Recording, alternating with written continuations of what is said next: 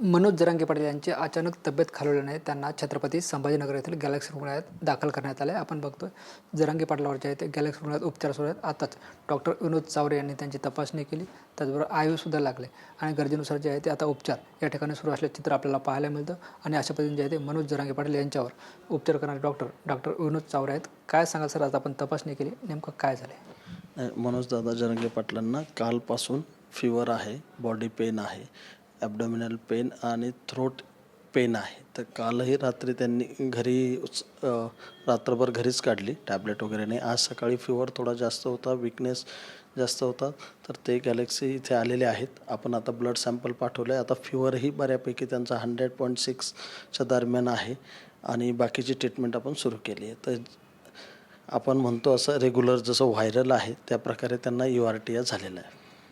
सातत्यानं सारखं उपोषण याचे काही परिणाम जाणवत काय?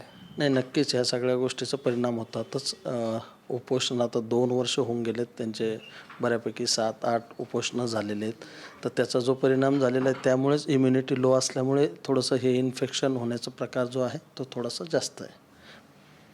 निश्चित आपण बघतो आपल्यासोबत डॉक्टर विनोद चावरे होते, जे मनोज जरांगे पाटील यांच्यावर उपचार करतात आणि सातत्याचे उपोषण त्यामुळे त्यांना अशक्तपणा आला आणि आता त्यांच्यावर उपचार सुरू आहेत असंही त्यांनी सांगितले. कॅमेरा पर्सन अमित आडेसह ज्ञानेश्वर लोंढे, TV9 मराठी, छत्रपती संभाजीनगर.